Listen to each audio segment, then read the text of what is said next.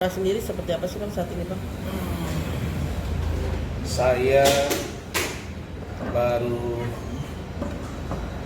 kemarin 2 malam yang lalu baru sampai Medan. Saya sempat kemarin ke Bandung.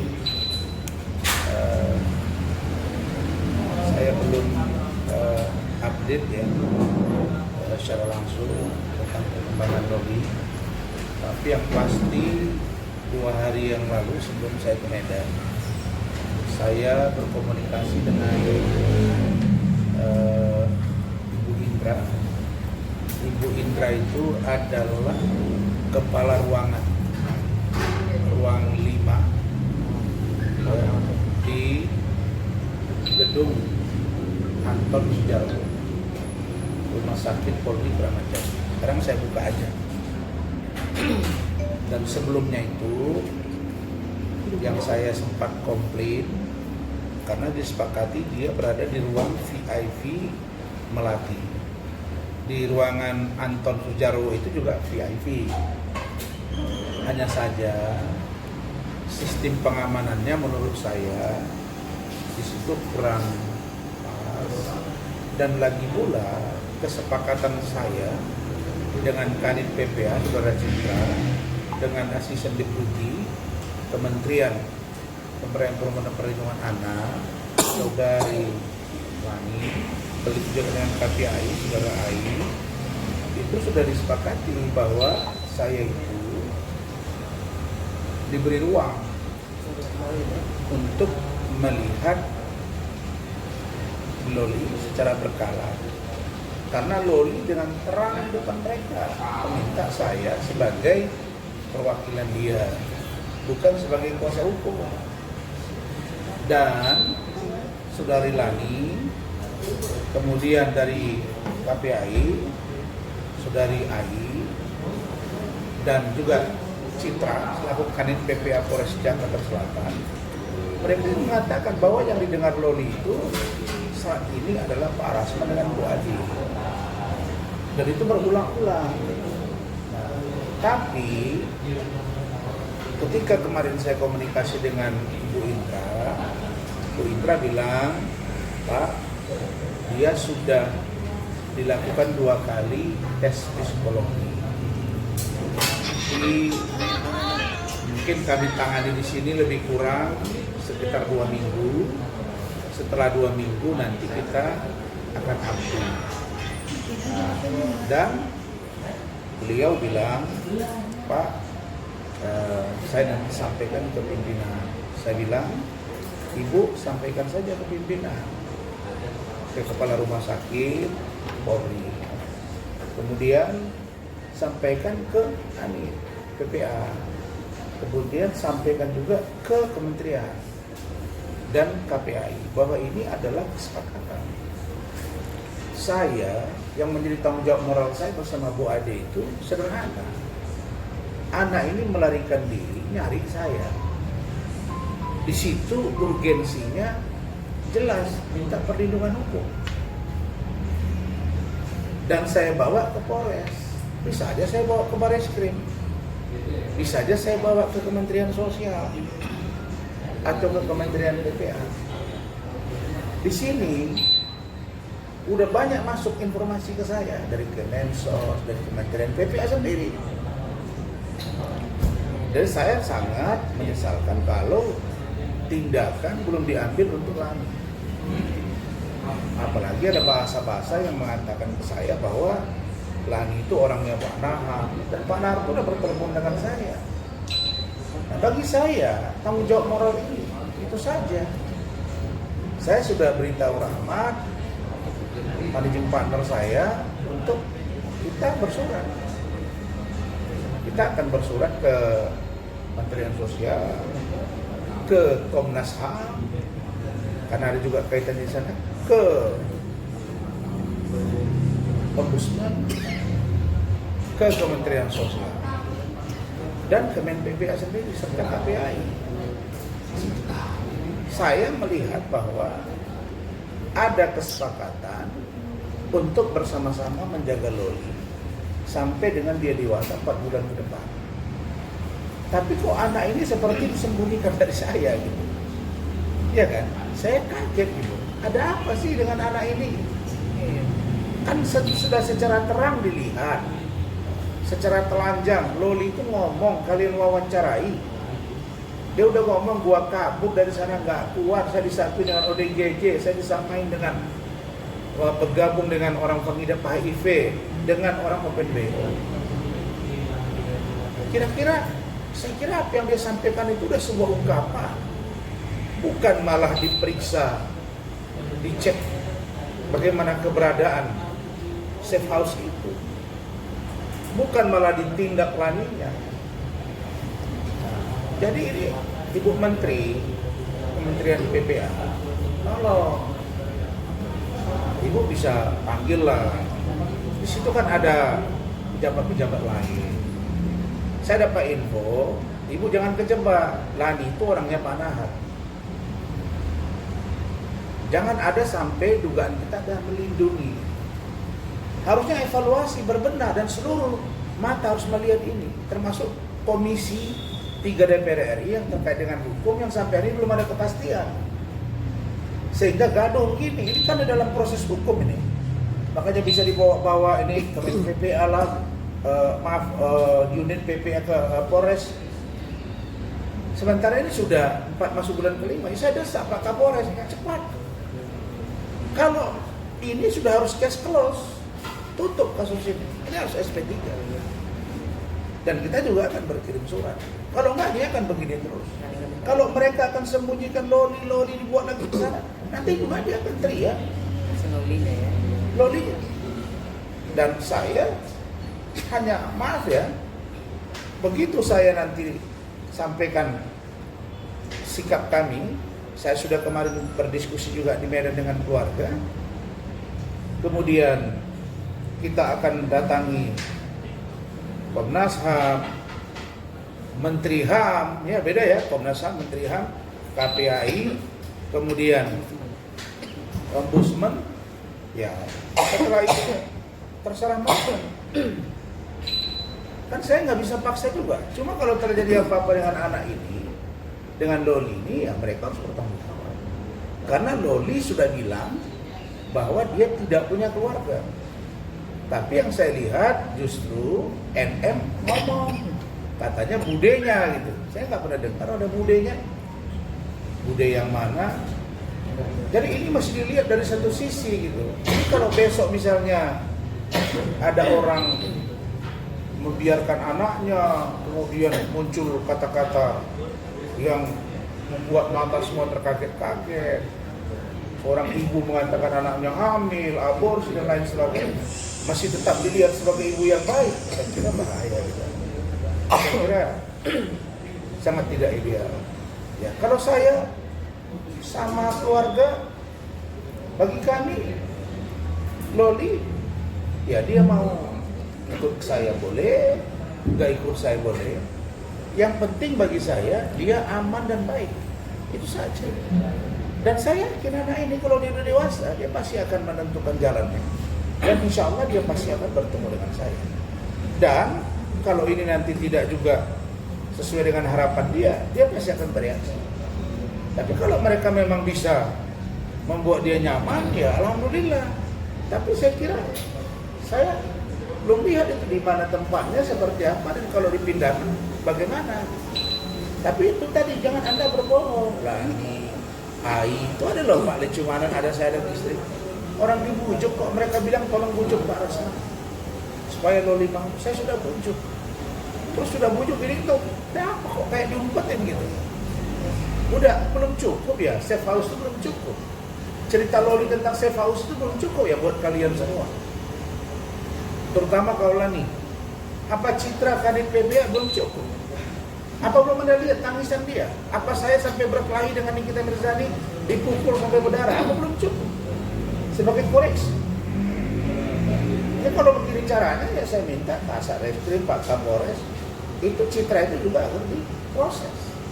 Tapi surat kami akan masuk. Saya akan bergerak sampai ke Mabeswori. Persoalan ini ya, Komnas HAM, Mabeswori, Kadin Propam, kemudian Menteri HAM, kemudian Kementerian Sosial. Bagi saya hanya sikap moral, support moral untuk Loli. Sedangkan terhadap klien kami Fadel, ya saya minta secepatnya ada SP3. Laporan saya harus segera jalan itu bos, kalau enggak kami urusannya nanti terkait dengan penganiayaan itu juga dengan undang-undang Posisi ya. kita ya negara ini ya kan. Hah? Apa posisinya kita? Iya. Satu kali dia Jadi kayak pahlawan itu ya. saya kira jelas ya sikap saya terhadap Loli. Bang, kalau Loli mau diadopsi, apakah prosesnya akan segera abang lakukan ke pengadilan atau menunggu proses-proses hukumnya? Ya kalau saya sebetulnya kemarin kita kan sepakat tuh, saya, Kemen PPA, Kanit, KPAI, bahwa ini nanti dilihat secara berkala. Setelah selesai di rumah sakit Polri, baru ada progresnya, nanti saling info kami, duduk lagi, anak-anak kemana. Nah, saya sudah berpikir juga, apakah ke yayasan, kalau syarat-syarat kita minta ke pengadilan, coba kita penuhi. Tapi kalau ibunya terus penyidik ketakutan begitu, ya, nggak tahu kenapa kok anak ini jadi begini dibuat gitu. Ada rahasia. Kayak ada rahasia yang terpendam gitu. Ya saya pikir, saya lihat ini seluruh kan mata tertuju ke sini semua sekarang. Ya jangan dipaksa saya untuk bersuara lebih keras gitu. Saya kira kami kalau dia memang memungkinkan untuk diadopsi, kita adopsi. Kalau tidak memungkinkan, ya tidak masalah. Saya kan yang penting bagi saya dan keluarga, Loli itu aman, nyaman, sampai dia dewasa. Mudah-mudahan dia tidak teraniaya dan dia bisa menentukan sikapnya tanpa intervensi siapapun. Itu.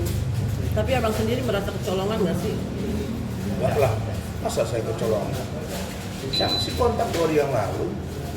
Bukan kecolongan, orang itu ketakutan. Karena memang Rasman itu punya sikap berbeda. Makanya kalau Hotman bilang anak di bawah umur tidak boleh beri kuasa, yang beri kuasa siapa? Maka jangan sampai. Nggak ada, saya nggak ada terima kuasa. Nggak ada, saya terima kuasa dari dia. Saya perwakilan diri dia yang dia sampaikan kepada KPAI, Kemen PPA, penyidik. Dan ada rekamannya juga. Terus apa lagi? Ya kalau mereka anggap sudah datang ke saya terus saya serahkan ke polisi, terus polisi bertanggung jawab, ya mau. Besok kalau ada masalah jangan salahkan saya. Itu saja. Kak, tapi ketika ada wacana mungkin ada tutup respon pintunya, nggak Ki. dari anak-anak di rumah tentang hal itu? Oh iya, responnya positif aja sih, karena kan sebelum malam itu kan anak saya ketemu dengan Loli, jadi mereka cepat dekat dengan Loli. Loli juga sangat pandai, jadi gimana ya, Loli jadi seorang kakak itu dia sangat bisa memerankan itu. Jadi dia cepat dekat dengan anak saya. Tidak masalah. Tapi kasus ini berpengaruh nggak sih ke anak-anak juga mungkin? Enggak sih, paling mereka cuma hanya bisa mendoakan Loli, cuma bisa mengingatkan kami hati-hati, karena kan kita tahu ibunya problematik sangat gitu kan. Nah, contohnya kemarin itu kan kita bantu anaknya, malah kita dilaporin gitu kan. Padahal anaknya harusnya berterima kasih dengan kita karena anaknya ini kan sebelumnya kan bergabung dengan orang ODGJ, dengan penyakit HIV kan. Nah, begitu ketemu Bang Rasman, nah ditempatkannya sangat layak loh gitu loh. Ya, kalau saya katakan itu kalau kelas hotel udah sweet room gitu loh. Terus ada apa kalau sampai sinik Mir ngomong, ini besok nih Rasman bakal tantrum. Tantrum kenapa? Nggak tantrum kan buat apa tantrum kan, yang penting kita sebagai di sini membantu Loli gitu loh. Ditempatkan ke Kita datang aja. ada Ambil, tunjukin aja. ada videonya. Tapi di blur ya, ruangannya itu enggak ruangan, video itu. video ruangan. Anton Sujarwo. Waktu datang itu Pak. Nggak usah. Gitu. Jadi gini, kita semua kan tahu sebelum yang dengan si Fadel ini kan mereka ada masalah kan. Kenapa? Karena si ibunya ini kan marah katanya sama cerita si Loli ya. Marah kenapa si Loli ini nggak membantu ibunya untuk menjelekkan si Antonio. Kan dari situ awal pertengkaran mereka, bukan gara-gara si Fadel. Nah begitu anak ini pulang ke Indonesia 4 kali berturut-turut ya, ibunya nggak buka pintu 5 kali ya, tidak buka pintu. Jadi seolah-olah ibunya ini membenarkan bahwa lu gue udah keluar dari kakak, lu udah memang gue bawa jadi anak kan gitu. Jadi si anak kan merasa oh bener nih ternyata aku dibuang nih kan gitu. Nah begitu anak ini sendiri mencari kehidupannya sendiri, hidupnya sendiri yang sama sekali tidak didaya ibunya, tiba-tiba digerogoti lagi dengan ibunya gitu loh. Nah, dan dibuka aibnya, bilang hamil lah, aborsi lah, pas segala macam kan. Padahal itu tuh belum tentu yang dilakukan oleh anak sendiri gitu ya. Ini anak remaja, bukan anaknya udah tua atau dewasa bagaimana. Dan pada malam itu waktu di Polres kan, Rasman ngomong kok sama si Nikmir, duduk itu di TV lihat. Pas pada ngomong baik loh, Nikmir lu nggak ketemu sama anak lu tuh dalam, lu nggak rindu tuh anak lu, gak samperin tuh, kata Bang Rasman gitu. Dia ngamuk-ngamuk, ketangkep sendiri kayak kesurupan gitu loh, aneh kan. Terus dia bilang lagi nggak, saya dengar ya katanya nggak dikasih masuk gitu kan. Nah pengacara juga masuk ke dalam dan kita juga ngomong ketika si Fahmi itu, Pak Fahmi itu sini kan nggak rindu sama anaknya nih, nggak ketemu sama nggak pengen ketemu sama anaknya, kita ngomong ke si Fahmi gitu, mau nggak disampaikan gitu. Terus ada apa ini gitu, kok jadi dramanya seperti ini gitu. Kalau saya bilang sayang, kalau enggak ya jujur gitu loh. Kalau memang si Nikmir mau buang anaknya kita terima kok, kalau dia mau buang anaknya ya gitu. Tapi dengan maksudnya Nikmir juga sekarang satu. iya, dengan Nikmir yang mungkin kemarin sudah ditemui, dia sudah mengikhlaskan juga Loli gitu untuk Nah kita kan tahu sendiri kan, Nah, sebentar dia ngomong A, sebentar dia ngomong B. Harusnya ya pada malam si Loli lah kabur itu, padahal Bang Rasman juga udah bilang, Nik, Niki lu nggak rindu sama anaknya, kamu nggak rindu sama anak kamu nggak mau ketemu sama anak kamu. Rasman ngomong gitu, dia malah ngomong nggak jelas, apa lo kata gitu, kan aneh kan. Saya rasa nih orang mesti diperiksa juga lah kejiwaannya ya. Saya gitu. pikir ya, setelah melihat unstabilnya Iya. cara berpikir seorang NM, saya kira kita semua mendorong untuk lihat psikologis. Ini aneh. Karena bisa jadi ini orang bipolar tingkat tinggi. Dan memang kalau menurut pengakuan sahabat dia ke saya, diduga NM ini bipolar tingkat tinggi.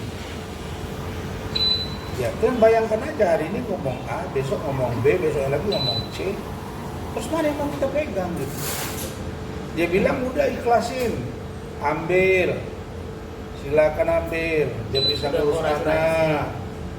Terus kemarin ngomongnya lain, budenya ambil lagi, ngambil. Jadi kayak kita mau berebut, nggak ada yang berebut. Kita mau menyelamatkan Loli. Kalau kalian bisa selamatkan Loli dan itu faktanya benar, saya hanya butuh itu. Di mana tempatnya, seperti apa, benar ya udah. Kalau tidak nampak, kita akan cek, tidak ada ya sudah masuk. Kita bersurat. Jadi gini, waktu Bentar, ketika kita bersurat, kita akan bersurat ke instansi yang saya sebut tadi, ke Mensos, Kementerian HAM, ya, ke Barreskrim, Propam, ada apa ini semua, ke Komnas HAM, ke KPAI, bahkan saya akan datang.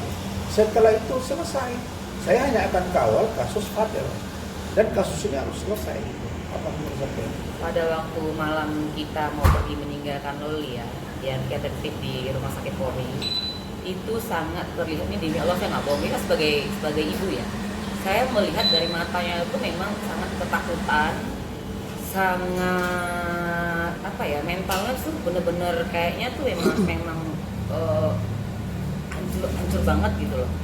Dia ngomong ini kan, dengan dia udah nggak sanggup lagi, udah keras-keras kan, dia ngomong lembut sama saya, kami nangis, Tan emang nggak bisa ya aku tinggal sama tante mau, nggak bisa nak, ini kamu aman. Aku bilang sama Loli kan, kamu aman tuh kan bakal yang bener ya kan ya, bakal datang kan om ya, kayak gitu loh. Dan dia tuh berdiri di depan pintu ketika kami pergi. Dan dia takut dikunci dari luar. Dia takut gitu loh. Kalau Terlihat dikunci di matanya. luar itu katanya dia trauma. Sebab dulu dia sering dipukuli, kalau nggak nurut, nggak live, gitu kan dikurung. Iya. Itu pengakuan dia, tanya aja dari dia. Ini kan nggak ada yang kita sembunyikan. Dan kalau memangnya katanya Budi ya jemput atau bagaimana, kami berharap Loli baik-baik aja. Semoga Loli mendengar ini ya nak ya. Loli, kamu pasti kuat nak. Kami yakin Allah akan menjaga kamu. Kamu anak yang hebat. Semoga kamu selalu dalam lindungan Allah ya nak ya. Semangat ya Loli. Dan I love kemudian you, Loli juga jangan sungkan, jangan ragu-ragu, jangan takut. Kamu harus melawan kalau kamu ditindas. Kamu harus bereaksi kalau kamu dizolimi. Kamu harus berusaha ya menyampaikan apa yang kamu rasakan. Ya, karena saya lihat bahwa dia Aku berani juga ya. pemberani dan kalau memang dia merasa dizolimi, dia pasti akan bereaksi. Ya saya kira itu. Ini sudah menjadi fenomena dan kalau ini tidak direspon secara cepat oleh petinggi negara ini malah saling melindungi. Misalnya ya dugaan kita ya sudah ini babak belur dan hukum ini. Saya kira itu kalau terkait Loli. Bang, kalau Aku tuh deh. Nah, oh iya. Persatuan dengan NM ini kan sudah melebar kemana-mana ya bang. Nah sejauh ini bang proses laporan abang kepada NM sudah seperti apa? Ya, minggu depan ini kan Sabtu ya, Minggu itu diagendakan memanggil NM dan harus secepatnya ditersangkakan. Nanti biar tim hukum saya dan itu ketua umum DPN Pradi Bersatu Bapak Zebrin Boykano itu sudah di special interview saya lihat di salah satu online, dia sudah marah karena itu adalah sebuah tindakan yang menurut saya sangat tidak etis. Di kantor polisi lagi. Semua sudah marah, semua sudah marah. Mereka tidak lihat lagi, Bang Riki pun sudah marah, Jinter Riki. Kenapa? Karena yang dilihatnya sekarang bukan persoalan Rasman pribadi, ini persoalan pengacara yang membela orang, yang orang itu minta tolong, terus dia bawa kantor polisi yang katanya aman, tahu-tahu tidak aman, dipukuli. Malam itu juga harusnya itu orang yang bersangkutan diproses. Tapi saya nggak mau maksa ke sana, biar nanti proses dari kuasa hukum saya. Begitu, itu pasti. Dan ini sekarang kasusnya melebar kemana-mana kan, sudah nggak karuan kemana-mana. Tetapi saya tetap pada substantif. Ini bukan seperti Agus Salim dengan Novia, tetap frame-nya di sini. Begitu. Bang, tapi ada yang disampaikan sama Fadil nggak? Di polisi sama Loli di RS Polri? Ada, saya gini ya, mungkin orang berpikir kalau Loli dengan saya akan gampang ketemu Fadil. Fadil akan mudah ketemu Loli mudah ketemu. Enggak. Saya udah ngomong, Fadil, kita fokus ke kasus ya. Sekarang dia ini di bawah umur. Sekarang saya dianggap orang tuanya. Kamu tunggu. Ya om. Ya kalau dibilang sayang iyalah. Loli sampaikan. Om sampaikan ya, tante ya sampaikan ya. Ke Fadil, I love you, aku sayang. Fadil juga, om aku sayang, aku cinta. Aku buka aja nih. Fadil cek ke saya. Om saya begitu udah dewasa. Om aku mau melamar om. Terus kalau bisa om yang naik, yang bantu saya untuk bagaimana nikahin. Ada. Tapi saya bilang ya udah lihat aja kan 4 bulan nggak lama saya gitu kan. Yang penting kasus kamu bisa selesai. Ya kalau dari pikiran saya sebagai seorang lawyer yang sudah berkecimpung menangani kasus-kasus segala macam, kasus ini memang harus dihentikan. Karena nggak ada dasar lagi untuk menjadikan dia tersangka. Dari sisi yang mana mau diambil? Loli ngomong nggak ada, itu kemauan dia sendiri. Saya USG kemauan sendiri, saya minta dipublish ke media juga kemauan saya. Saya yang suruh, dan saya nggak ambil loh. Saya nggak ada berhubungan, yang saya berhubungan dengan ini. Itu dia sebut. Termasuk ini yang ngambil perawan gua, dia ngomong. Saya di UK itu dengan ini, ada di ini, nggak ada dengan Fadil sama sekali. Gitu. Tapi ada komunikasi via telepon nggak sih? Mungkin abang memberikan telepon, mereka teleponan berdua. Enggak. Enggak. Dan kita Dan tidak, mungkin mereka minta gitu. enggak. Kita nggak kasih ruang itu. Karena saya nggak mau keluar dari substansi. Kalau saya masuk ke ruang itu artinya saya membiarkan orang ini melakukan hubungan percintaan dalam suasana bermasalah hukum sedang dilaporin. Yang kedua ini masih anak di bawah umur. Saya nggak akan beri ruang itu. Nanti saya dianggap turut serta membiarkan. Tidak. Dan Fadel menerima. Ya Om siap. Gitu. Percaya kalian. Begitu dia 18, dia akan menentukan hidup dia. Itu anak bukan bodoh. Kalau saya cari pasti ketemu. Misalnya nih kan, saya kan belum tahu apa dia benar udah dipindahin atau belum ke KNM. Kalau saya cari pasti ketemu. Tapi buat apa juga saya harus cariin gitu. Seperti saya harus nyari kan, maaf ya, bukan anak saya juga. Tapi saya belum pasti ya sudah, saya akan sampaikan nanti ke instansi terkait. Ke Mensos ini loh kasusnya. Ke Komnas HAM ini loh masalahnya. Ke Kementerian HAM ini loh masalahnya, di mana peran negara, ke DPR, udah. Apakah boleh anak yang sudah sedemikian rupa bermasalah dengan ibunya ditaruh ke safe house 5 bulan, faktanya begini, terus kita masih anggap juga dia oke. Ibu yang baik, harus didengar juga ngomong dia. Apa dia harus, maaf ya, harus mati dulu baru kita percaya keluhan-keluhan dia? Apakah belum cukup dengan dia voice note ke saya, video call terus ketemu saya nangis-nangis, megang-megang Bu Ade, gak mau ditinggalin? Apa belum cukup? Gimana sih nurani kita gitu loh? Saya itu saja. Nah katanya ada budenya, bude yang mana dulu? Katanya kemarin nggak ada ya? Nah, belum lagi penyidik itu masuk ke ruangan dia loh. Dia bilang itu di situ. Dia laki-laki, dia tegur itu, kamu aku laki perempuan, kamu laki-laki, masa masuk ke dalam. Jadi ini ada apa gitu. Jadi jangan paksa kita beringas lah, ya kan?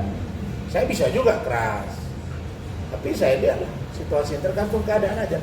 Tapi kasus laporan saya penganiayaan harus jalan terus, harus jalan, jangan coba-coba menghalang-halang. Gitu. Tapi sampai detik ini abang belum menghubungi pihak Polri atau apa, rumah sakit Polri? Oh, apa itu? Menanyakan kebenaran. 2 hari yang lalu kan sudah saya bilang. Yang hari ini gitu. Saya belum lah, saya kan masih dari Medan, baru selesai dari Bandung ke Medan balik. Nah kita banyak kerjaan juga kan, apalagi dari libur kan, udah biarin aja. Tapi saya sudah sampaikan, setelah dari safe house bawa ke rumah sakit Polri, tempatnya jauh lebih baik. Itu yang bahkan melebihi estimasi. Lalu kemudian dipindahkan lagi, ada semacam ketakutan, kegalauan. Kenapa sih nggak berani head to head dengan saya? Jelasin aja. Penyidik Kemen PPA ngomong sama seorang Rasma, takut kalian debat sama saya. Pak, kami begini-begini, ini aturan. Biar saya bawa aturan yang saya punya. Kita adu gitu loh. Jangan main sembunyi-sembunyi. Ya? Jangan sembunyi-sembunyi. Ini aturannya, terus baru saya akan tunjuk begini. Kan kau yang ngomong di situ di depan saya, depan istri saya, depan Loli, depan Pak Lecumanan, depan Rahmat. Di situ ada Kadin, ada Kemen PPA, Lani, ada KPAI. Terus kok kalian langgar itu semua? Kenapa kok jadi ketakutan gitu? Memang saya kini heran. Saya udah bilang, kalau takdir Loli di tempat saya, silakan polisi ngawani di rumah saya. Ada tawaran itu. Silakan satu orang polwan, selama dia di rumah saya, temanin polwan itu, nemanin dia. Kalau mereka takut, dia lari. Karena sekarang ada laporan polisi. Nah sekarang laporannya begini, ada apa ini semua sebulan kelima? Segitunya. Dan kalau memang tidak, udah cari tempatnya, bawa ke yayasan. Ada ke Mensos. Kalian gini, kalian sudah harus dengar ya, Loli bilang, saya jangankan didatangi om, ditelepon aja nggak pernah. Dibenarkan oleh orang PPA. Dan itu Kemen PPA membenarkan yang mengasuh dia. Apa kurang itu? Iya, buktinya ya kan. Kurang apa lagi? Bukannya malah dicek safe house-nya, bukan malah dievaluasi. Iya kan? Ya saya melihat, kalau begini ya berarti ada something dengan Pak Nahar. Deputi Perlindungan Anak, ada apa? Dan saya juga akan mengambil waktu untuk bisa datang ke Kemen PPA bertemu dia. Bila perlu dengan Ibu Menteri, nggak ada masalah bagi saya. Saya untuk menegakkan kebenaran, kenapa emang? Saya merasa orang sudah datang ke saya, dia lari, dia merasa dirinya sudah menderita sekali, terus saya sudah tolong, saya bawa ke kantor polisi, sehingga saya tolong mereka, termasuk saya menolong Chef Aus juga. Saya menolong Kementerian PPA juga, menolong penyidik juga, karena mereka yang bertanggung jawab. Menolong Sidiki Mirzani ibunya. Iya kan, bukan malah terima kasih ke saya, malah dia niaya. Lalu kemudian lembaga-lembaga ini kayak ketakutan. Kenapa? Kayak ada harta karun ini diperebutkan, nggak ada. Saya bilang pesan moral saya, Loli harus aman, nyaman, dan berada di tempat yang sepatutnya. 4 bulan tidak waktu yang lama. Kalian biasa.